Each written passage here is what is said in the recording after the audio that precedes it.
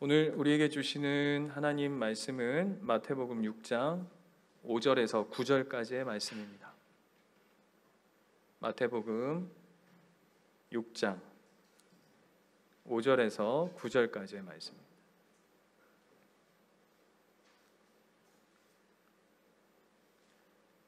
다 찾으셨죠? 한 절씩 5절부터 한 절씩 교독하겠습니다. 제가 먼저 읽겠습니다. 또 너희는 기도할 때에 외식하는 자와 같이 하지 말라. 그들은 사람에게 보이려고 회당과 큰 거리 어귀에 서서 기도하기를 좋아하느니라. 내가 진실로 너희에게 이르노니 그들은 자기 상을 이미 받았느니라.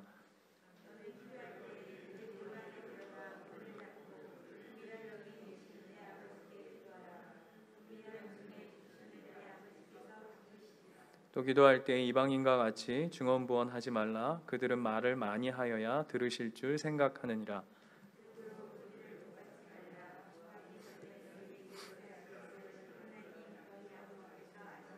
같이 읽겠습니다. 그러므로 너희는 이렇게 기도하라. 하늘에 계신 우리 아버지여, 이름이 거룩히 여김을 받으시오며. 아멘.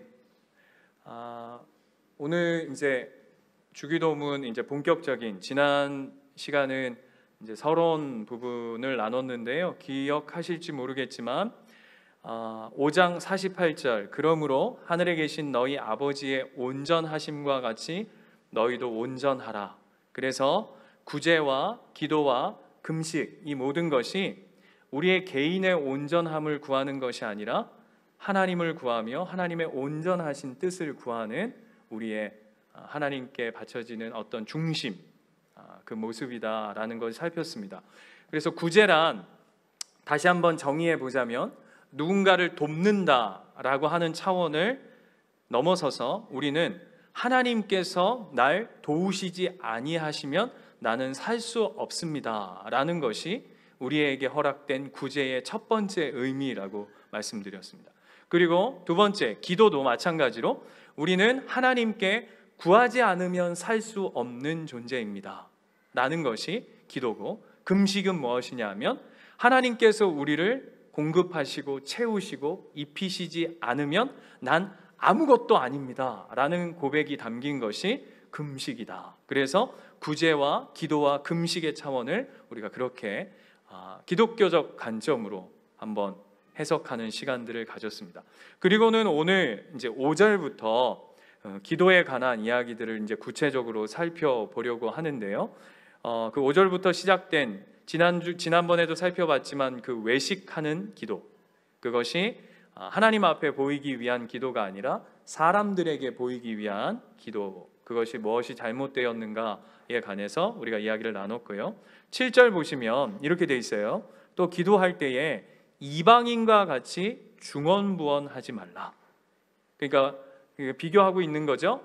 우리 기독교, 그러니까 우리가 믿는 하나님 앞에 드리는 기도와 이방인들이 드리는 기도가 무엇이 다른가 라는 그 차이를 살펴볼 때에 7절에 보면 그 첫 번째가 뭐냐면 중언부언하지 말라라고 되어 있습니다.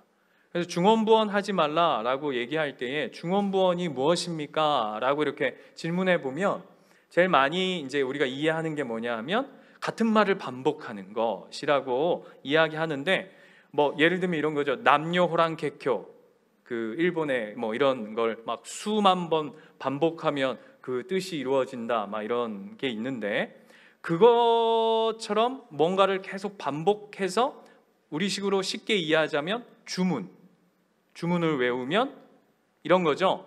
우리가 자판기, 예전에는 제가 이런 예화를 쓸 때 500원 동전이라고 했는데 요즘에는 500원 동전 넣으면 나오는 음료수가 없더라고요. 아무도 자판기에 음료수 안 뽑아 드셔보셨어요? 요즘은 기본적으로 1,000원 이상 들어가야 뭐가 이렇게 기본적으로 나오던데, 그런 것처럼 자판기에 뭘 집어넣으면 당연히 내가 넣은 것에 해당되어지는 어떤 음료가 나오듯이 하나님 앞에 내가 기도를 심으면 당연히 하나님은 그에 대해서 무조건적으로 반응해야 하는 그런 식의 신이 아니다라는 거예요. 우리가 믿는 기독교의 하나님은 굉장히 인격적이신 하나님이시기에 램프의 진이처럼 그 램프를 문지르기만 하면 무슨 벙 튀어나와가지고 부르셨습니까 주인님 같이 그런 신에 불과한 분이 아니다라는 것이죠. 그리고 그 두 번째 보시면 이렇게 돼 있어요. 그들은 말을 많이 하여야 들으실 줄 안다라고 하는데, 이것을 바꿔서 얘기하면 인간 편에서의 형식이나 인간 편에서의 정성을 다하면 하나님을 조작할 수 있다라고 생각하는 그 모든 것을 내려놓아라 라고 얘기하는 거예요. 우리가 믿는 하나님은 그런 하나님이 아니다. 너희가 나에게 구하는 기도는 그와 같을 수 없다라는 것이죠. 예를 들면 이런 겁니다, 여러분. 자녀들 키워보시다 보면 그냥 쉽게 끝날 수 있는 어떤 잘못들이 있어요. 아이들 지내다 보면 실수하고 잘못할 때 있잖아요. 그러면 혼내려고 예를 들면 아들 이리 와봐. 그러면 그냥 여러분 어떻게 하면 제일 빨리 끝나죠? 잘못했습니다 하면 끝납니다. 그죠? 근데 이제 지 나름대로 이 위기를 모면해 볼 것이라고 자꾸 이 짱구를 굴리죠. 그래서 어떻게 하냐면 숱한 변명과 핑계거리를 너저분하게 들이댑니다. 그걸로 여러분 설득이 되시나요? 여러분 자녀들 혼내려고 하는데 갑자기 막 핑계를 대고 막 변명을 하면 없던 화도 다시 나죠. 그죠? 그냥 뭐 하면 깔끔하죠? 잘못했습니다. 아빠 용서해 주세요 하면 끝날 일입니다. 오늘 하나님이 뭘 언짢아 하시냐 하면 내가 무슨 많은 말을 하거나 내가 어떤 제스처를 하거나 액션을 취하거나 인간적인 어떤 힘을 발휘하면 하나님이 그에 대해서 설득되거나 조작할 수 있다라고 하는 그 생각 자체를 버려라 라고 얘기하시는 거예요. 우리 하나님은 그런 하나님이 아니시다라는 것이 오늘 이 주기도, 예수님께서 우리에게 가르쳐 주시는 이 기도의 그 배경, 그 시작점에 있다라는 것을 우리가 기억할 필요가 있습니다. 그런데 오늘 예수님께서 가르쳐 주시는 이 주기도의 핵심은 무엇이냐면 오늘 구절이 그래서 어떻게 시작하는지를 다시 한번 잘 보세요. 그러므로 너희는 이렇게 기도하라. 하늘에 계신 우리 아버지여 라고 얘기하면서 하나님 아버지의 호칭으로 시작되어집니다. 그러니까 하늘에 계신 우리 아버지라는 것이죠. 그러니까 예수님은 우리에게 하나님을 어떻게 우리가 알기 원하냐 하면 어떤 분으로요? 아버지라고 하는 것으로부터 시작된다라는 것을 우리에게 이야기하고 있습니다. 더 구체적으로는 예수님은 하나님을 아빠, 아버지라 부르시죠. 그래서 재밌는 주석을 제가 책을 읽다 보니까 그 톰 라이트라고 하는 유명한 그 신약학자가 있는데 그분이 이런 얘기를 했더라고요. 여기에서 예수님께서 이 당시에 자신이 하나님을 아버지라 소개하는 이 기도를 들었을 때 수많은 제자들과 그 다음에 수많은 그 당시의 유대인들이 어떤 충격을 받았을 것이라고 생각하냐면 이렇게 우스갯소리를 하는 거예요. 이게 진짜 그렇다는 게 아니라 그러면 예수님을 형님으로 모셔야 되는 거예요. 이해가 되세요? 네, 예수님 형님, 하나님 아버지. 이해되시죠? 그런 구도로 이렇게 한다 이렇게 우스갯소리를 하던데, 그러면서 그 목사님이 하신 중요한 얘기가 있어요. 이 당시에는 하나님 앞에 기도할 때, 우리는 기도할 때 그냥 아무렇지도 않게 하나님 다음에 아버지, 하나님 아버지가 너무 익숙한 단어로 이렇게 결합되어 있잖아요. 하나님 어머니 이런 분 없죠?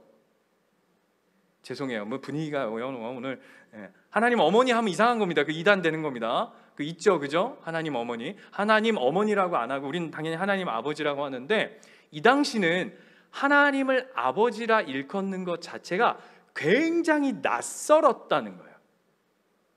이해되시죠? 그 당시는 하나님의 이름조차도 부르는 것을 굉장히 조심하면서, 여러분 아시잖아요.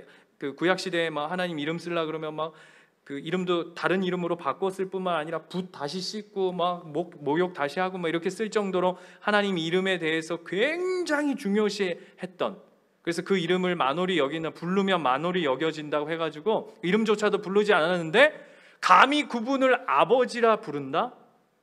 이거 굉장한 이 패러다임 시프트가 일어나는 거죠. 그런데 오늘 예수님께서 아주 평안하게 뭐라고 말씀하시냐면 하나님께서 너희의 아버지 되신다 라고 오늘 우리에게 가르치고 있어요. 그런데 하나님을 아버지로 소개하는 이 내용은 참 재밌는 게 뭐냐면, 아까도 다시 얘기했지만 원래 이스라엘 유대인에게는 하나님을 아버지라고 소개하기보다는 출애굽, 그러니까 이스라엘 백성들을 하나님께서 출애굽하셨던 그 당시로 돌아가 보자면 하나님은 아버지라고, 모세가 묻죠. 하나님 누구라고 제가 소개할까요? 라고 했을 때 그때 하나님은 너희의 아버지 되신다라고 표현하지 않으셨어요. 뭐라고 그러셨죠? 네? 스스로. 그거는 이제 본인을 이제 소개할 때이고, 그 다음에 관계를 설명할 때 뭐라 그랬냐면 너는 내 백성이 될 것이다 라고 표현했어요. 그렇다면 하나님은 이스라엘 백성에게 어떤 분이 되는 거죠? 어떤 존재가 되는 거죠? 왕으로. 그래서 출애굽기 3장 그리고 출애굽기 5장 뿐만 아니라 시내산 19장 이야기들을 보면 다 하나님 뭐라고 그러시냐면 너희들 내가 이러한 일들을 행할 터인데 너는 내 것이 될 것이다, 너는 내 백성이 될 것이다 라고 반복해서 이야기합니다. 근데 이게 참 재밌는 게, 여러분 한번 생각해 보세요. 출애굽의 그 시내산 언약, 하나님과 이스라엘 백성이 언약 관계로 묶이는 것이 시내산이라고 하는 곳에서부터 중심으로 이루어집니다. 그리고 오늘 주기도의 배경이 되어지는 산상수훈도, 이미 제가 답을 얘기하고 지금 질문을 하는데, 산상수훈도 어디를 배경으로 지금 이루어지고 있죠? 예? 아니, 시내산은 아니고, 다시요. 산상수훈 뭐죠? 산을 중심으로. 그러니까 지금 묘하게 구약의 율법이 선포되어졌던 시내산의 배경과, 그리고 오늘 새롭게 예수 그리스도께서 율법의 완성자로 하나님과 예수 그리스도를 통한 그 새로운 언약의 그 확정, 그러니까 앞은 너와 이렇게 하면 넌 이렇게 될 것이다 라고 했던 출애굽 구약의 배경이라면, 오늘 이 주기도의 핵심이 흐르는 이 산상수훈의 핵심은 뭐냐면 나 예수 그리스도로 말미암아 하나님의 언약의 완성. 그래서 출애굽의 배경을 오늘 산상수훈이 그대로 끌어안고 있는 것이죠. 그 첫 번째 모세였다면 두 번째 모세로서 하나님과의 언약을 풀어내는 이야기. 이것은 제가 하는 이야기가 아니라 아까도 말씀드렸던 톰 라이트라고 하는 많은 학자를 중심으로 많은 신약학자들이 이 산상수훈은 구약의 출애굽의 배경, 그리고 잘 보세요. 배경도 비슷해요. 그 당시에 애굽을 탈출할 때에 하나님이 주신 하나님 임금 왕으로서의 언약이라면, 오늘 로마의 속국 아래 있는 하나님의 이스라엘 백성들 앞에 이제는 하나님을 누구로 소개하고 있냐면 하나님을 아버지로 소개하고 있는 그들에게 이제 단순히 로마의 탈출이 아니라 이 세상 모든 죄로부터 그 구원의 완성을 이루어가기 위한 하나님의 새 언약, 그 중심에 이 내용들이 있는 것이죠. 그래서 출애굽기 3장 15절 한번 가볼까요? 하나님께서 이스라엘에게 하나님을 소개할 때, 그리고 하나님은 어떤 분이시다라고 소개할 때에 이제 이 용어들을 참 많이 사용하시죠. 거기에 보면 하나님이 또 모세에게 이르시되 너는 이스라엘 자손에게 이같이 이르기를 너희 조상의 하나님 여호와 곧 아브라함의 하나님 이삭의 하나님 야곱의 하나님께서 나를 너희에게 보내셨다 하라. 이는 나의 영원한 이름이요 대대로 기억할 나의 칭혼이라 라고 얘기합니다. 누구 세 명을 끄집어내죠? 아브라함, 이삭, 야곱입니다. 그래서 우리가 지난번에 그 맥잡기 할 때도 한번 나눴지만 아브라함에게 하셨던 약속, 이삭에게 하셨던 약속, 야곱에게 하셨던 약속이 동일하다 그랬어요.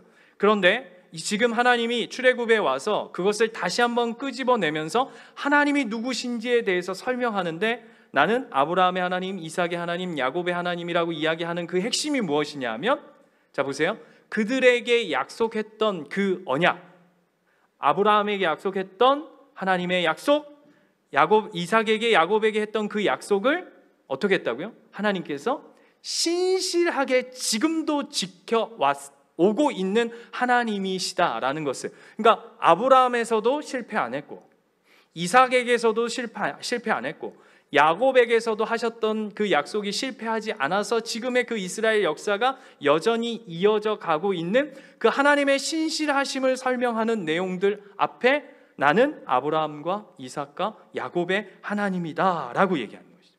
그리고는 그 선포한 후에 17절부터 쭉 보시면 한번 볼까요? 눈으로 한번 쭉 따라와 보세요. 내가 말하였거니와 내가 너희를 애굽의 고난의 중에서 인도하여 적과 적을 하였다 하리라. 내 말을 들으리니 너는 장로들과 함께 애굽 왕에 이르겠고 사흘쯤 광야에 가도록 허락하라. 그러면 애굽 왕이 허락하지 아니할 것이다. 앞으로 있을 이야기들에 대해서, 그리고 이 애굽에서 어떻게 나갈 것인가에 대해서 22절까지 쭉쭉쭉쭉쭉쭉 하나님이 앞으로 있을 일들에 대해서 예언하고 청사진을 그려내고 있습니다. 무슨 얘기죠 이게?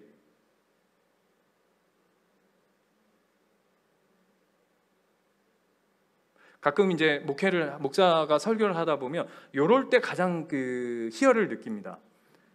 저는 아는데 여러분들은 이 뭐야? 이러고 있을 때, 이럴 때 희열을 느끼는데, 아까 얘기했죠? 나는 아브라함과 이삭과 야곱의 하나님이다 라고 스스로 하나님 스스로를 하시고, 그 다음에 무슨 이야기를 이어가느냐 하면 앞으로 있을 이야기들에 대해서 이야기합니다.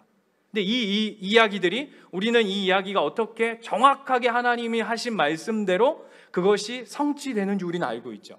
그래서 뭘 보여주냐 하면, 하나님이 왕으로서 하나님이 준비하시고 하나님이 계획하시고 하나님이 백성 삼으신 하나님의 백성들 이스라엘을 이끌어 가시는 일에, 아까 우리가 찬양한 것처럼 실수하거나 후회하거나 포기하거나 중단하는 일이 결단코 없다라는 것을 이미 이스라엘을 끄집어내는 그 시작점부터 하나님은 우리에게 보여내 밝히 드러내고 계신 것이죠.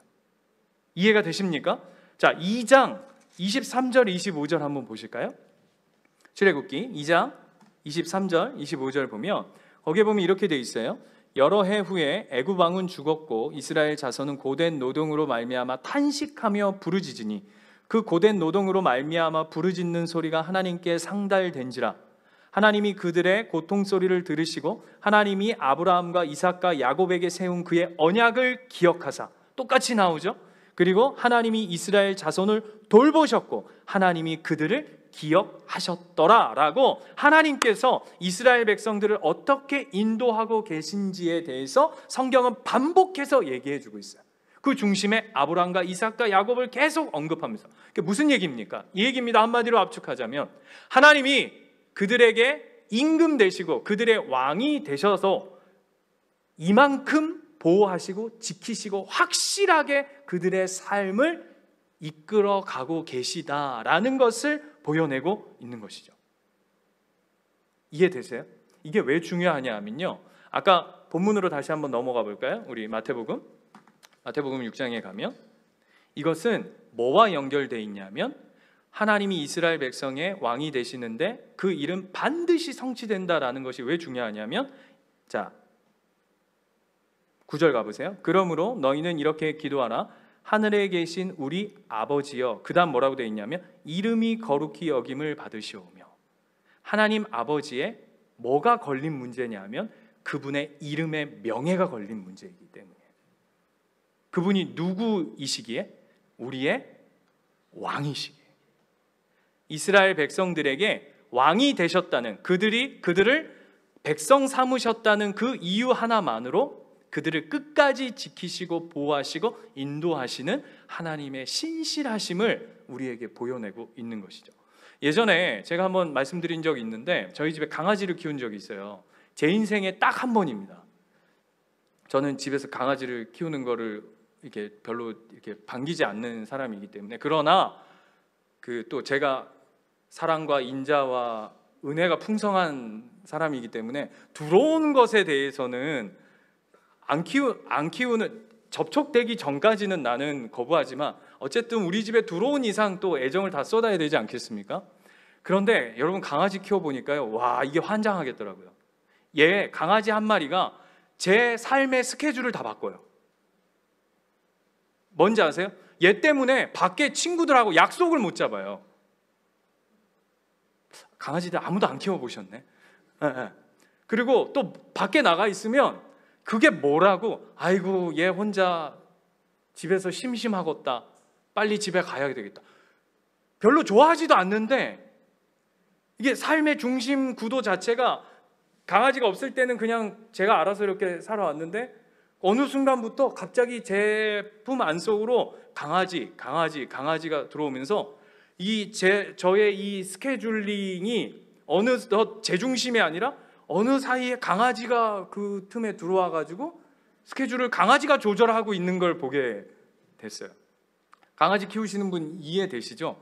밥도 줘야 되고 뭐 미용도 해야 되고. 제가 얼마나 강아지에 대해서 노이로제가 있는 사람이냐면, 강아지를 한번 죽일 뻔한 적이 있었거든요. 그 이유가 뭔지 아세요? 강아지는 최소 2주 이상 그 목욕 텀이 돼야 된다대요. 한 번도 목욕 안 시켜보셨습니까? 근데 제가 일주일에 4번을 목욕시켰어요. 걔 냄새 난다고. 그리고 얼마나 찝찝할까. 그 굉장히 이제 제 생각으로 강아지가 얼마나 찝찝하고 냄새 나겠어. 거의 막 격일로 막 애를 시켰더니 애가 피부병이 와가지고 거의 졸도 직전에 간 적이 있었어요. 두 가지를 얘기하는 겁니다. 저가 싫다고 하지만 그래도 사랑이 많은 사람이다, 이거를 표현하고 싶은 거고, 한 가지는 뭐냐면, 강아지라고 하는 그 생명 하나가 저희의 삶 속에, 저희 가정 안에 들어와도 우리의 삶의 스케줄과 우리의 삶의 어떤 그 모드 자체가 바뀌는데, 오늘 하나님은 우리에게 뭐라고 말씀하시냐면, 하나님 인생이라고 참 하면 그게 좀 어긋난 이야기지만, 하나님 그 가슴 안에, 하나님 그 마음 안에 우리가 들어왔을 때 하나님이 그 하나하나 삶을 얼마나 디테일하고, 하나님께서 그 하나 한 영혼 한 영혼 한 생명을 이끌어 가시는 그 신실함을 우리에게 보여주고 있는 것이죠. 그런데 여러분, 오늘 주기도는 여기서 멈추는 게 아니에요. 구약의 하나님은 이스라엘에게 있어서는 왕이셨다면, 오늘 예수님은 아까도 다시 한번 우리가 반복해서 이야기하지만 하나님을 누구로 소개하고 있냐면, 왕을 넘어서서 그 하나님을, 왕이신 하나님을 우리에게 아버지라 부르게 해요. 그래서 8절 뭐라고 되어 있냐면 이렇게 되어 있어요. 그러므로 그들을 본받지 말라. 구하기 전에 너희에게 있어야 할 것을 하나님 너희 아버지께서 다 아신다고요. 왕 정도가 아니다, 이런 차원이 아니라, 여러분 한번 생각해 보세요. 왕이신데, 온 우주 만물의 통치자이신데 그분이 나의 아버지시래요. 여러분 아버지시래요.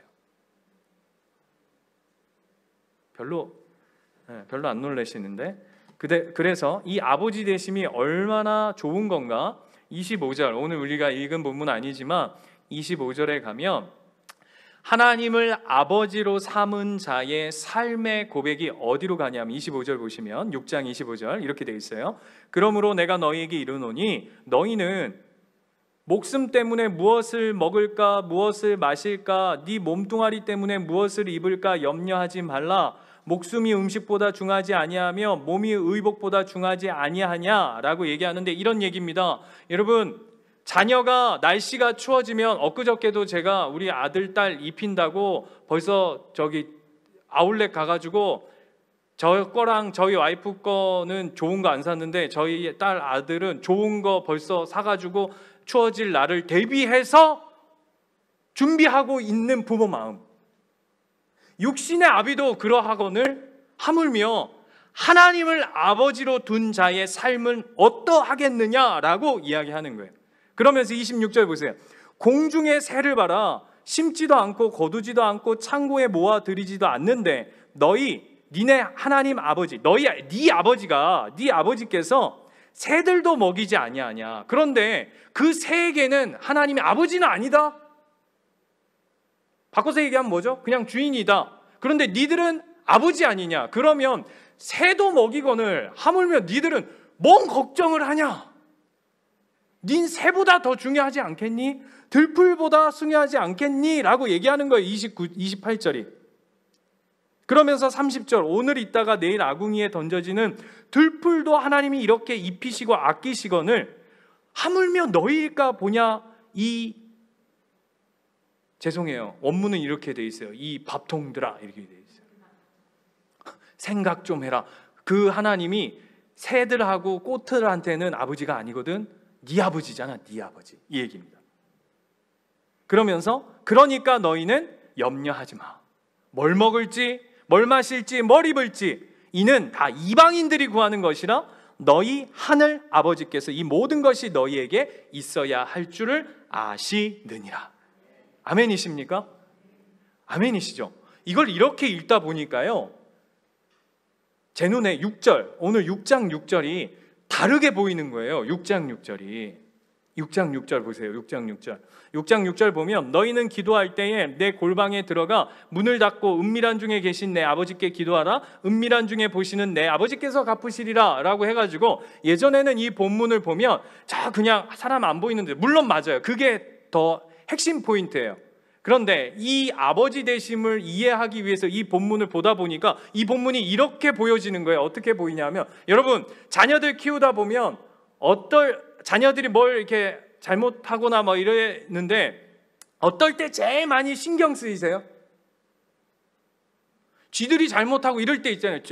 저희 집도 최근에 벌써 사춘기가 왔는지 어떤 놈이 그래요. 쥐가 잘못해놓고는 입 이만큼 나와가지고 방문 지가, 그것도 뭔 제스처인지 모르겠는데 문 쾅 닫고, 쾅은 또 못 닫아. 아버지 승질 들어온 건 알아가지고 그냥 문 닫고 방에 들어가가지고 이렇게 보거든요. 그러면 저 구석탱이에 가가지고 이러고 있어요. 그죠? 그러면 어떠냐 하면 처음에는 뭐 저런 게 다 있어, 지가 잘못해놓고 이렇게 되는데 부모 마음이 어떻죠? 신경이 써요. 그 다음 더 가죠. 어떻게 합니까? 밥 먹어라. 안 먹어요. 아니 지가 밥 안 먹는데 마음은 부모가 쓰여. 이게 놀라운 시스템 아니에요? 지가 배고파서 지가 이게 억울해야 되는데 그 밥 안 먹고 골방에 들어가서 뾰루퉁해가지고 마음 닫고 이러고 있는 게 부모한테 가장 신경이 쓰여요. 왜죠? 내 새끼니까. 오늘 그 얘기하는 거예요. 기도를 누구한테 하니? 이렇게 묻는 거예요. 너희가 부르짖어 기도하는 분이 누구인지 알아야 된다는 거예요, 여러분. 그분이 우리의 왕이세요. 그분이 우리의 아버지시라고요. 우리가 뾰루퉁해서 삐져가지고 방에 문 닫고 냅두세요, 그냥 내 맘대로 살게, 이러면 하나님이 이걸 확 갖다 묻어버릴까 보다 이렇게 하시지만, 그러면서 하나님이 내심 신경이 쓰인다고요. 왜요? 내 아들이니까, 내 딸이니까. 하나님이 그렇게 우리를 자녀 삼으셨다. 그분께 기도해라, 이렇게 얘기하는 거예요. 하늘에 계신 우리 아버지요, 이렇게. 그래서 하이델베르크 1문 한번 띄워주시겠습니까? 질문이 이렇게 되어 있어요. 사나 죽으나 당신의 유일한 위로는 무엇입니까? 라고 하는 이 하이델베르크 1문이에요. 답이 사나 죽으나 나는 나의 것이 아니고 몸과 영혼이 모두 미쁘신 예수 그리스도의 것입니다. 그 다음, 주께서 보배로운 피로 나의 모든 죄값을 치러주셨고 마귀의 권세로부터 나를 자유케 하셨습니다. 그 다음이에요. 또한 하늘에 계신 아버지의 뜻이 아니고는 나의 머리털 하나도 상하지 않듯이 주는 나를 지켜주십니다. 다시 앞에 거요, 집사님. 어떻게 하신다고요? 머리털 하나도 상치 않듯이 나를 지켜주신대요. 누가요? 우리 아버지께서. 다음, 실로 이 모든 것이 합력하여 나의 구원을 이룹니다. 내가 주의 것이기에 주께서 성령으로 말미암아 영원한 생명을 보증하시고 나의 온 마음을 다하여 기꺼이 주를 위해 살게 하십니다. 이것이 나의 유일한 위로입니다. 여러분, 최근에 나온 책 중에 밤에 드리는 기도라는 책이 있어요. 성공의 여자 목사님이 쓰신 책인데요. 여기서의 밤은 실제적으로 밤이기도 하지만 여기서의 밤은 고난의 밤, 캄캄한 밤, 그 밤에 드리는 기도예요. 근데 이 목사님이 유산을 수없이 경험하면서 하나님 앞에 그 고통의 시간들을 지나온 이야기들을 쓴 책이에요. 저도 지금 한 3분의 2 정도 읽고 있는데 근데 내용은 여러분이 각자 한번 읽어보시면 좋을 것 같고요. 거기에 보면 이런 이야기가 있어요. 그 밤, 실제적인 밤, 여러분 저녁 그 밤이 되면 뭐라고 얘기하냐면 이 목사님이 밤이 되면 사람은 영적으로나 모든 것으로부터 두려움에 사로잡히고 오늘 하루도 하나님 뜻대로 살지 못한 그 연약한 마음 속에 좌절하게 되고 그런 가장 인간의 그 두려움과 연약함의 한 상징적인 그 시간이 뭐냐면 밤이라는 거예요. 그러면서 그 목사님 뭐라고 그러냐면 이렇게 얘기해요. 그 두려움 밤의 시간을 유일하게 이길 수 있는 것은 바로 하나님과의 친밀함밖에 없다.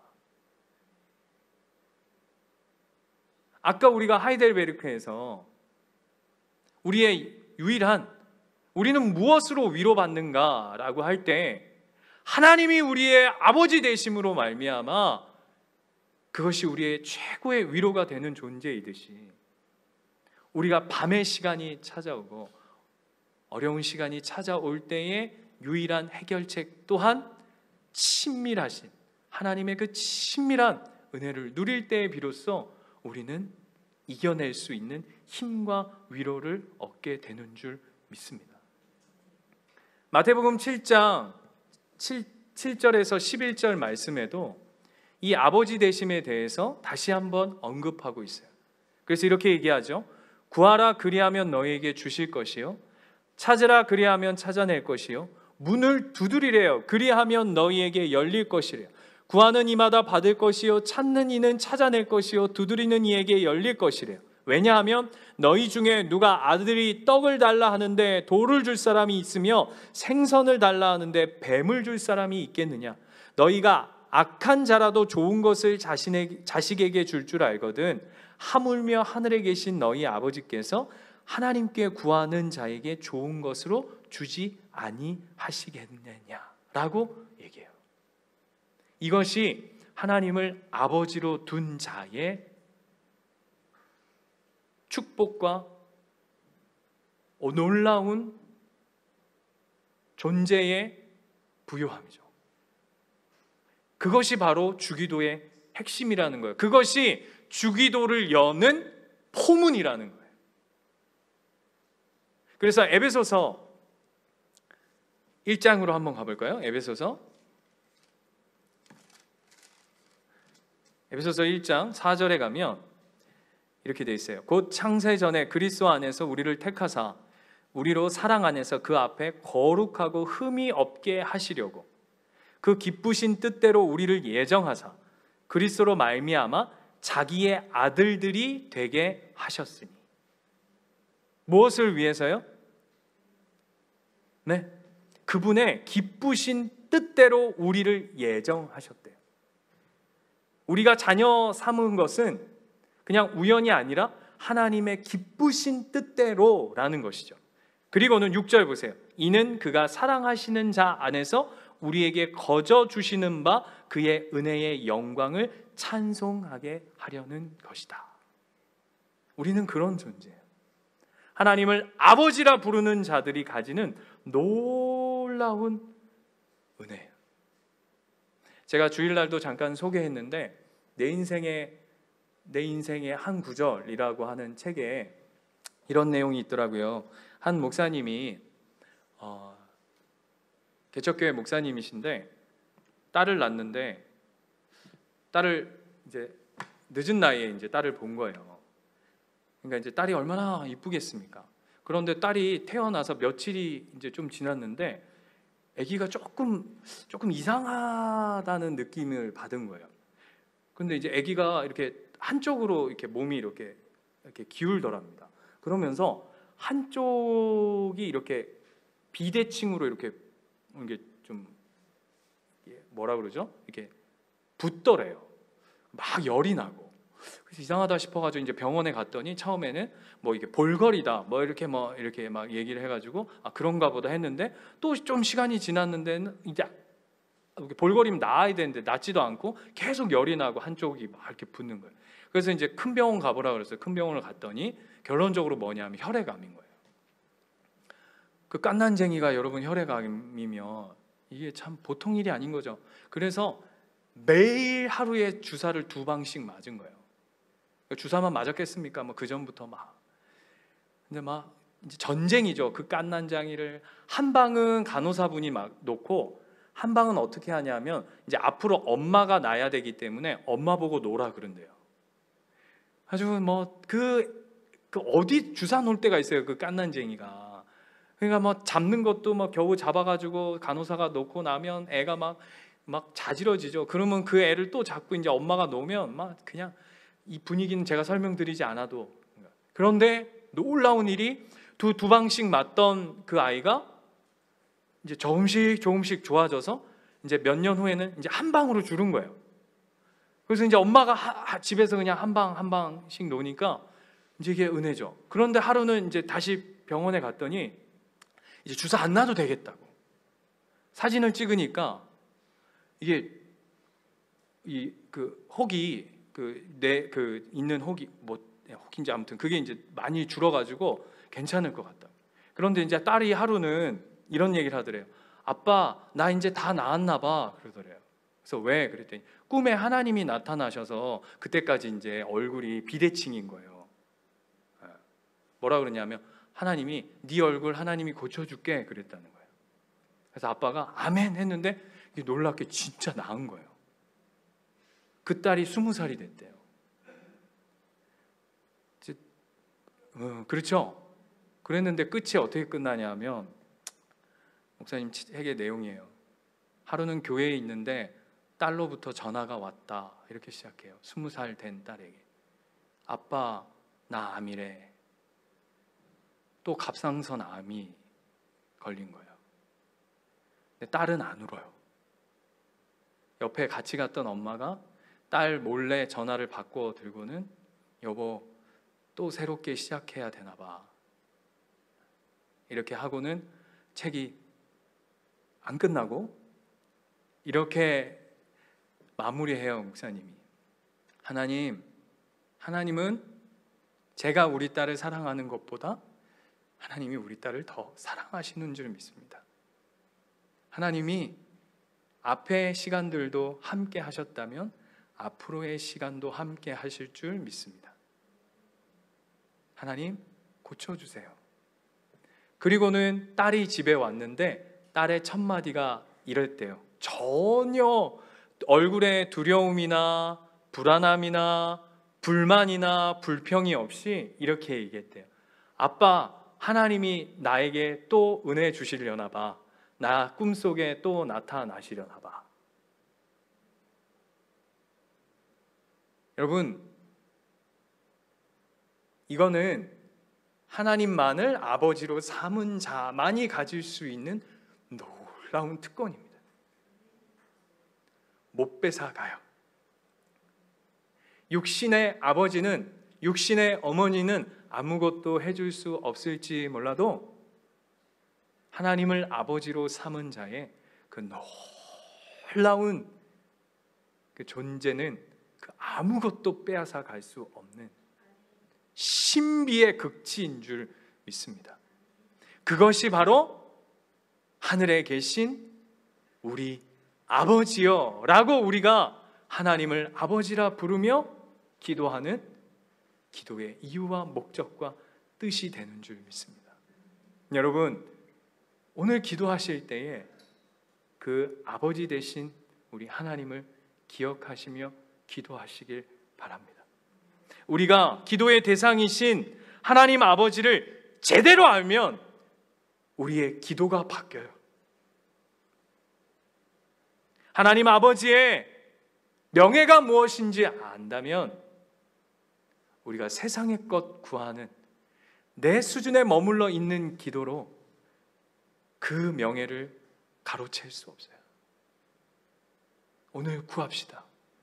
우리의 아버지 되신 그분 앞에 그분의 영광과 그분의 명예와 그분이 우리의 아버지 되심의 놀라운 축복의 고백들을 하나님 앞에 기꺼이 올려드리는 이 한 날 되시기를 축원합니다.